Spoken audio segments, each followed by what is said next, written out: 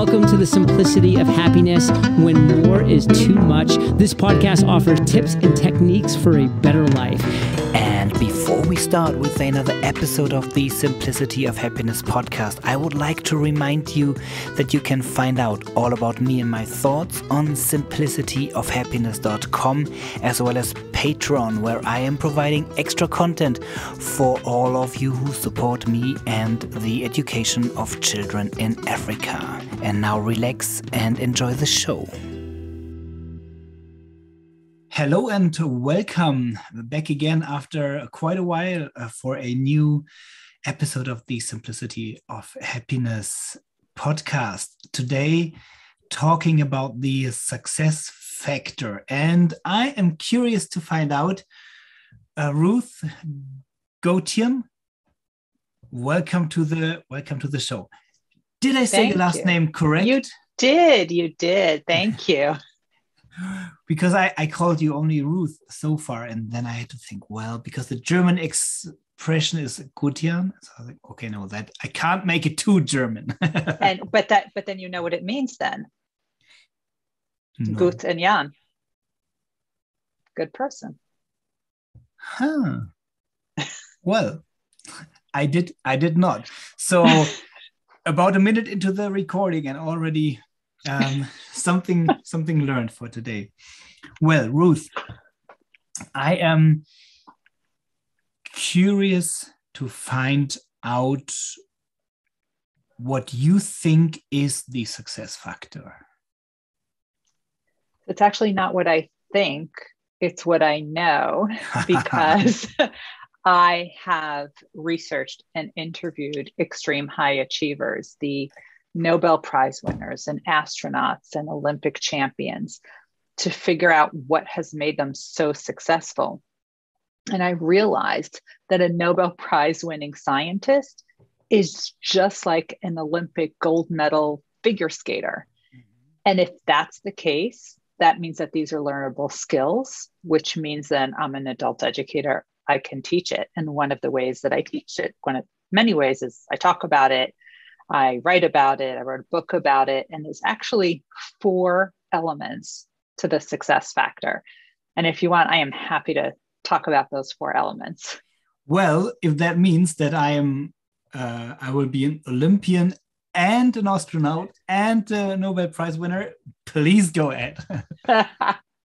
Well, the first thing is you cannot be a Nobel Prize winning scientist or an astronaut or an Olympic champion unless you love whatever it is that you are doing so much that it's all you can think about. It's the reason you wake up in the morning, and it's why you can't quiet your mind at night, because you're thinking about things and you're replaying it in your mind because you love it so much. This is what you were put on this earth to do.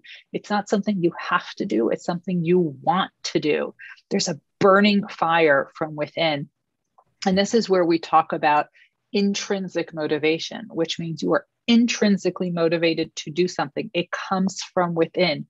No one is forcing you to do it.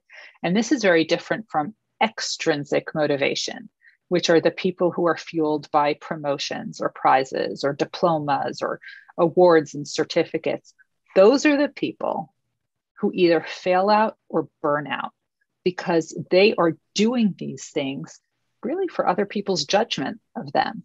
And that just is not sustainable. And that's why they fail out or burn out. So the first element is find your intrinsic motivation, find your passion, and then you start doing a deep dive into it.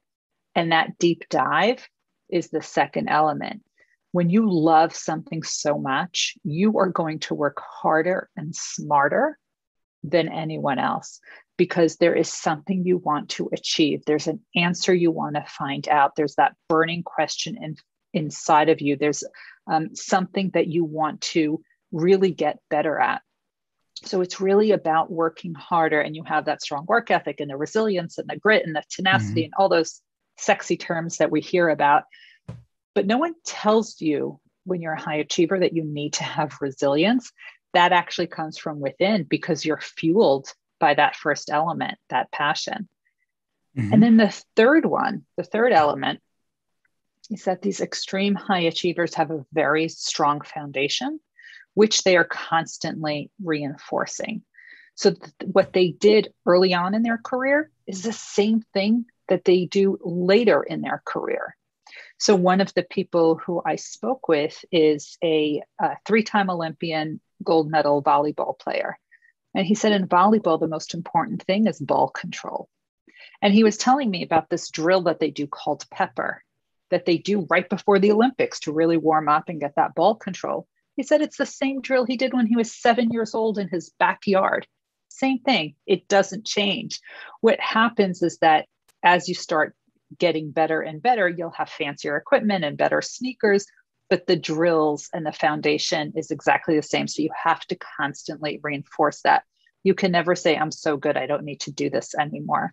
I don't know of a single Nobel Prize winning scientist who quit doing science just because they won the Nobel Prize. If anything, they ramped it up. So that's the third one. And the last one, none of them are so successful that they will say, I don't need to learn anymore. In fact, the more successful they become, the more they open themselves up to learning new things because they realize that they don't have all the answers. So while it's not conceivable for adults to sit in a classroom all day, there are other ways that we can learn. We can read articles, read blogs, read books, listen to podcasts such as this one. Hopefully I'm sharing some good stuff, YouTube videos, and also talking to people. And this is the other thing, is that all of the extreme high achievers didn't just talk to people. They also had a team of mentors around them who supported them and guided them and cheered them on and really helped them develop their career. So those are the 4 elements that I talk about in the success factor. Well, I have some questions right away.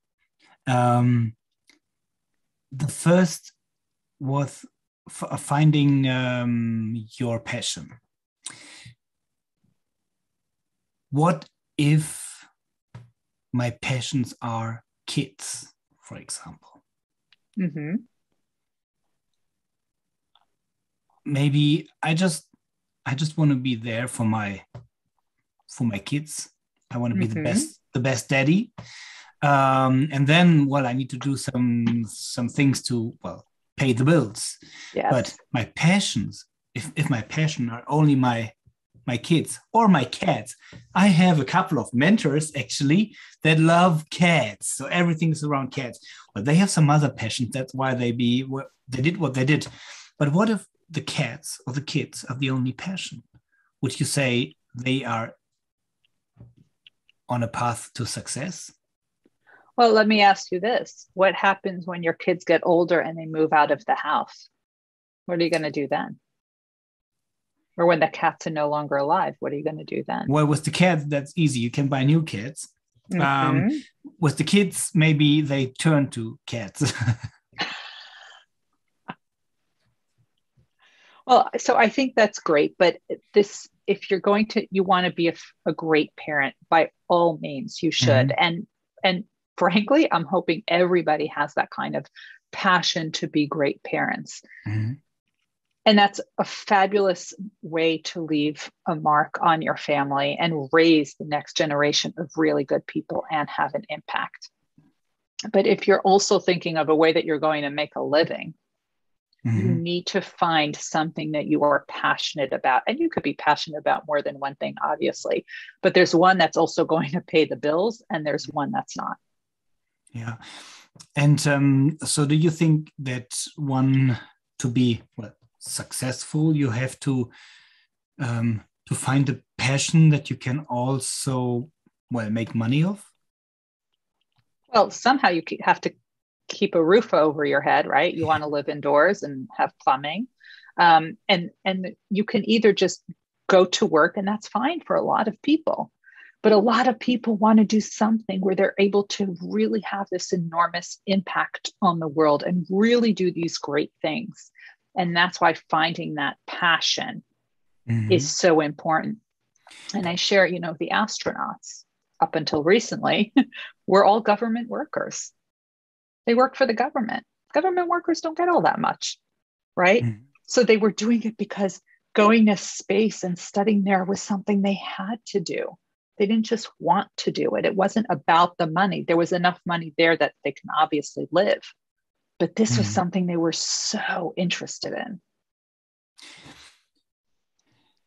And when I'm not sure about my passion, so if I have, well, a couple of things that I like doing, but all the jobs that are presented to me are something that is, well, just for the money. How do you, what do you suggest for somebody who's not born with a passion? Oh, everybody has a passion. You just haven't found it yet. One of the ways you can figure out your passion, and I actually take people through a passion audit. And it's something that I talk about in the book, The Success Factor. It's also on my website if anybody wants to download it. But it's really identifying what you're good at, but recognizing that just because you're good at something doesn't mean you enjoy doing it. There's a difference. Oh, yes. I could be good at doing a lot of things, but some of those things will actually deplete me. So what are you good at? What are you good at, but you don't enjoy doing? What do you not enjoy doing? Where do you procrastinate, right? Identifying all of those things. And then what would you do for free if you could? And when you're procrastinating, what are you doing instead? Where do you volunteer your time? How are you spending your time away from work? That'll give you clues as to what your passion is. So as I said, it is a passion audit. And if any of your listeners want to download it, it obviously comes with the book, but it's the passion audit can also be found on my website at ruthgautian.com/passion audit. Yeah, I'll put it in the show links. So, well, if you are driving right now, maybe you just stop later and click on the link. Yeah, I'm still, well, I can relate to that because I have strong feelings and strong emotions for things, so I know what I'm enjoying, and I have that feeling of passion.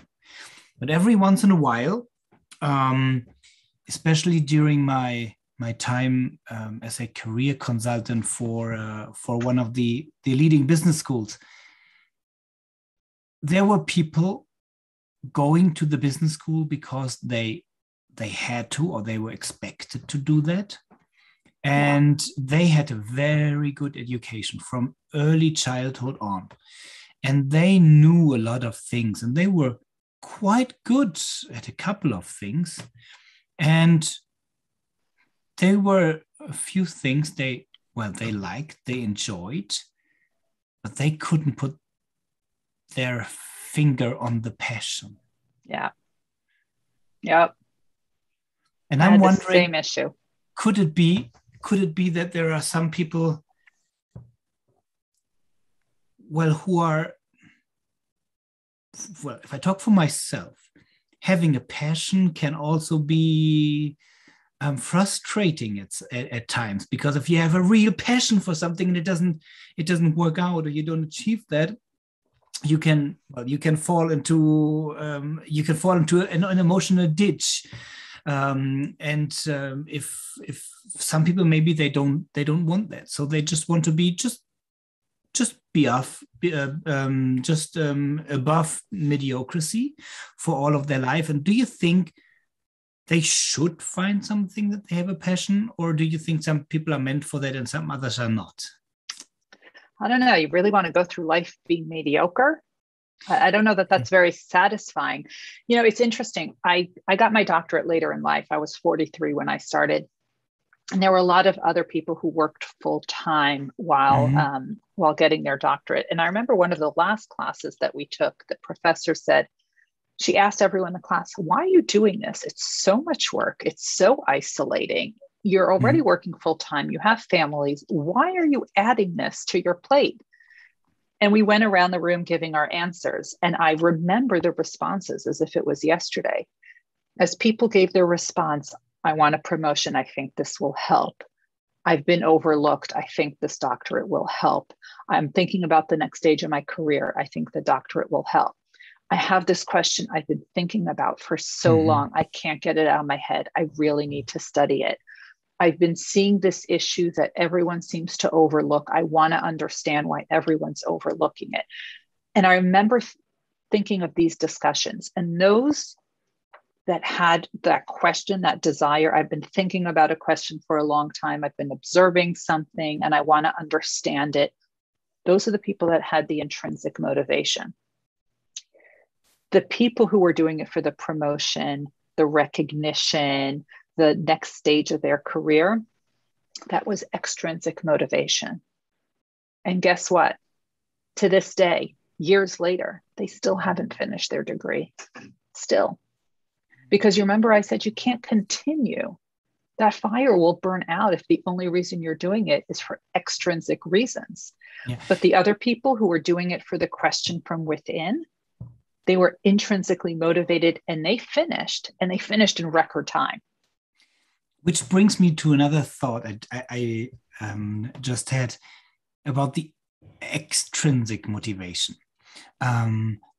When you talked about the Olympic gold medalists, I was thinking of a couple of soccer players who are really good. Do you know any soccer players? Not. It's been a long time, but no, I haven't interviewed any of them, but I'm looking for some professional ones.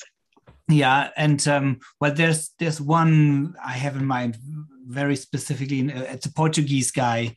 And he is seen as one of the best soccer players out there. And he is such a show person. He really, sometimes it looks like he is playing for the external motivation. So he just doesn't turn around. He's making a show out of everything. Mm-hmm. And in a lot of cases, the best of all of them, they seem to have also an extrinsic motivation. Look at Elon Musk. I think, well, you can think of him personally, whatever you like, but he is going very straightforward his own success path. Mm-hmm. And he does that. It looks like he needs the external motivation as well. And it doesn't take them down. So do you think it's an add-on? It might be an add-on, but they're fueled by the intrinsic motivation. Mm-hmm. That is what fuels them. That's what is able to get them through those hurdles, through those tough times. Because otherwise, if you have so many hurdles, there's so many hurdles on the way to success. And if you're only fueled by extrinsic motivation, you're going to give up at some point.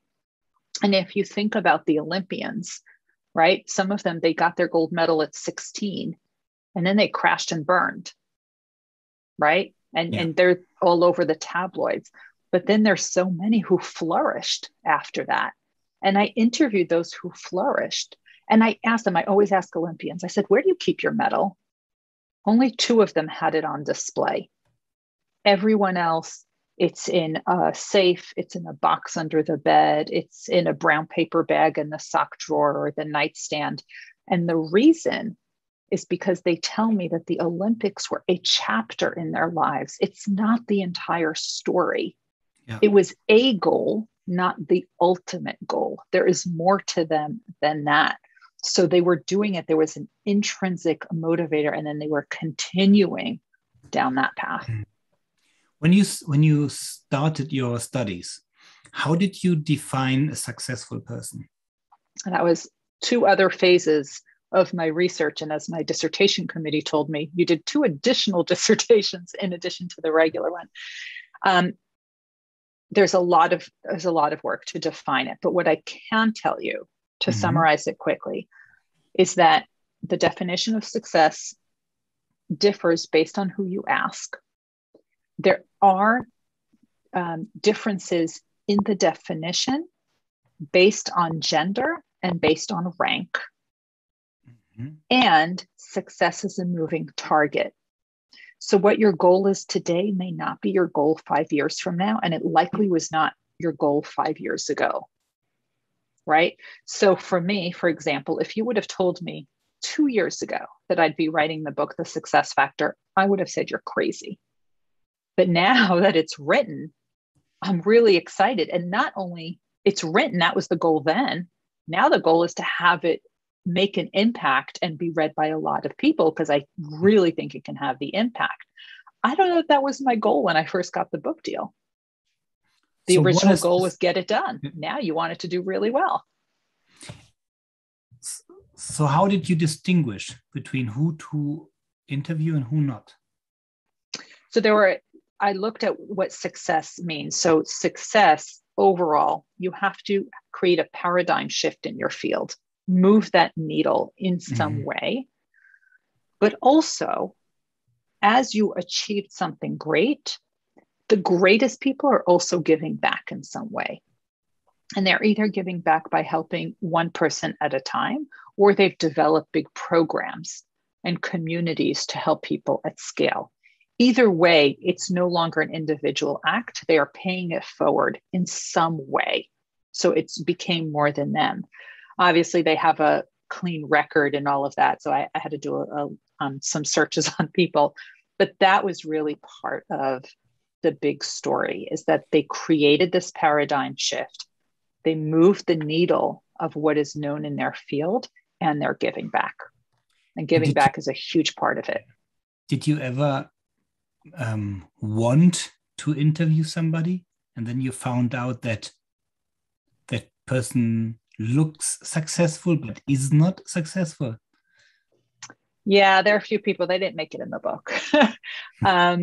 There's over 60 people who are profiled in the book. I've obviously interviewed a lot more than that.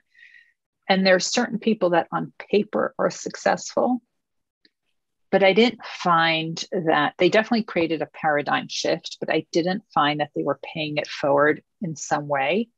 Also, some of them, the high achievers who I've spoken to who have really achieved success, they embrace their achievement, but they were really quite humble about it.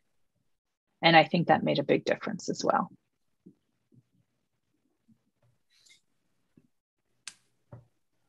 And did you ever talk to a person who was successful to all these standards that you just mentioned, but didn't have that passion and the dream from an early age on, so that, for example, they went 20 years in one direction and then they found something and they shifted? Yes, there's actually several of them that have done that. And I think that's perfectly normal, because I think as you go through some transitions in life, you will have that shift and find those new passions. So one of the people who I interviewed was Ben Nelson, who was the former CEO of Snapfish. And then he actually created his own college, his own university that doesn't have a campus. It's called the Moderna Project. It doesn't have a campus, and he basically completely reimagined what higher education would look like. That's somebody, and he did that much, much later in life. I mean, he was CEO of Snapfish, which is a big company. So that happened later in life. And there are a lot of examples of people who did exactly that. So if I'm now listening to this and I am, not unsuccessful with everything I do, and I have the feeling that there should be or maybe more for me, where should I start? So that's a great question. With the 4 elements of success, you must do all 4, and you must do all 4 together. But the key is there's one that you have to start with, and you have to start with the first one, which is the passion audit. Figure out what your passion is, because if you figure that out and get crystal clear on that, everything else will fall into place. I'm not going to have to ask you to work harder. I'm not going to have to ask you to practice the piano, right? You've seen that. When people love to play the piano, you do not need to ask them to practice. It is a joy for them. It's the same thing. Once you find out what it is you love doing, you're going to work at it. You're going to want to learn everything you can about it.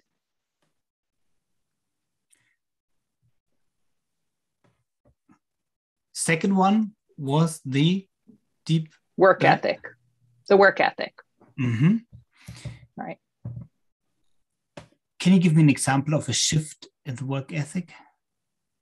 So work ethic means you are really going to practice and work hard at something that you want to do, because there's a question that you can't let go. Mm-hmm. There's one of the Nobel Prize winners who I spoke to, Dr. Mike Brown. He shared the Nobel Prize with Joe Goldstein, who's been his collaborator for decades. They actually started very young during the Vietnam War. They worked at the National Institutes of Health in two separate divisions. And Joe Goldstein had a patient, and these were kids with really, really high cholesterol. How do 6-year-olds get high cholesterol? And they started investigating the question, and they tried all of these things and nothing worked. And then they decided this is what they were going to investigate. They were going to pour all of their time into this question, because 6-year-olds should not have high cholesterol. And it was 2 siblings, so they knew it was hereditary. It was genetic. Joe Goldstein already had a faculty appointment at a university at UT Southwestern, University of Texas Southwestern. And Mike Brown, who I interviewed, is from New York. And he moved to Texas, where he really didn't want to be. He moved to Texas to continue doing this project, and they've committed their entire careers to finding out the answer to this question. They worked so hard at it. They obviously found it later and got the Nobel Prize, but he was so committed that he moved from New York to Texas, where he's never been to, in order to investigate this question. Which brings me to one question. It's not that directly related to the success. Did you talk to a successful person where you thought that they are not happy? I didn't. I actually looked to see if they were happy. And yeah, they had bad days for sure. But overall, they were really happy with the work, and they really happy with the impact they were having, and really happy with the creativity that they were able to get through this. And they said that they had really, really tough times with this. I spoke to Dr. Charlie Camarda, who is the astronaut who went up on the Columbia, right after the Columbia disaster, and talk about nerve-wracking. And he had a little girl, he had a daughter.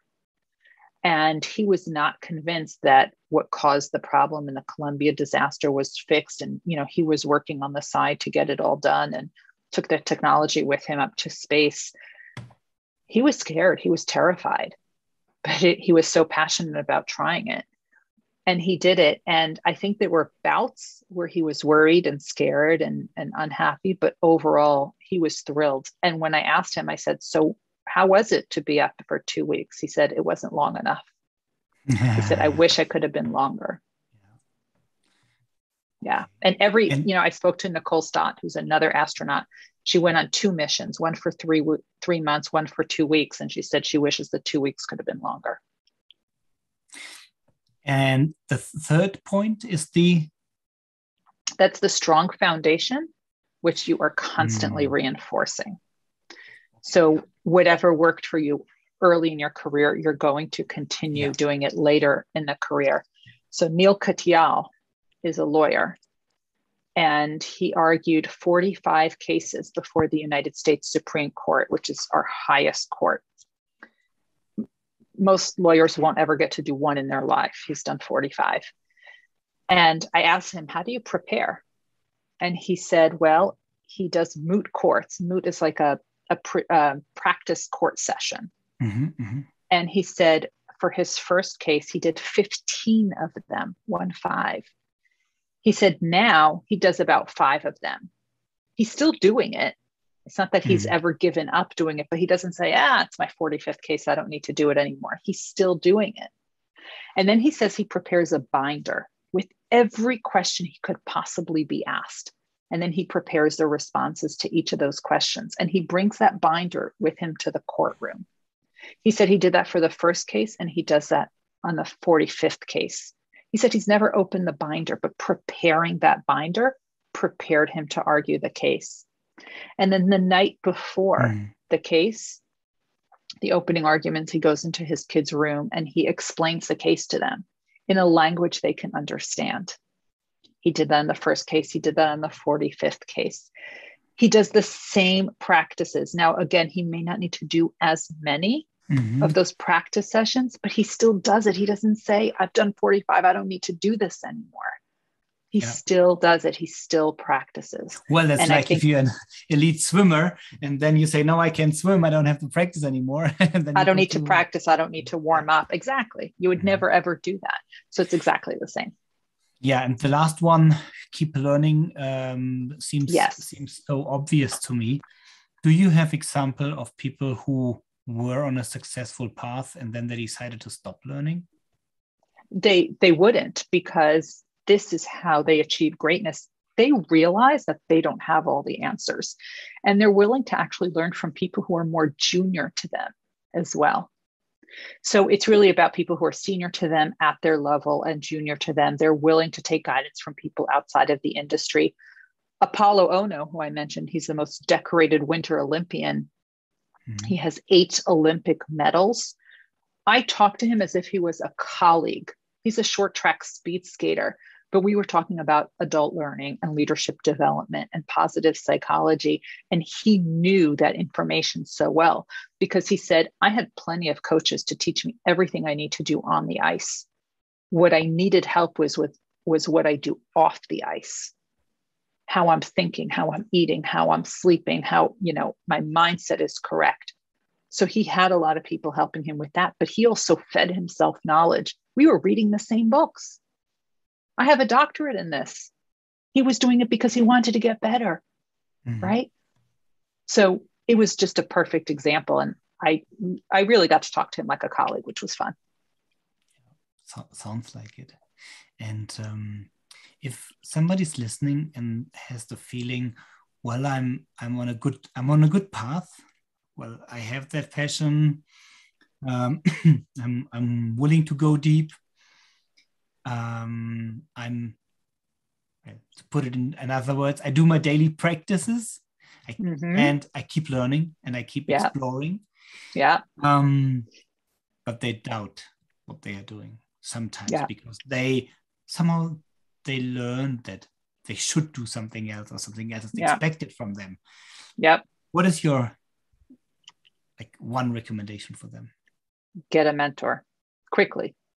And not just one mentor, get a team of mentors, because a mentor is your guide by your side. And a mentor really has 2 roles. One is to help you with your career, but the other is the psychosocial support. And all of the high achievers had a team of mentors, because there are more bad days than good days on the road to success. And you need someone there to be your cheerleader. Hold on there. That I want to make really clear to all the listeners what you just said. You said there are more bad days than good days on the road to success. That's right. And those are isolating days, really isolating. So for everybody out there, because I know that feeling.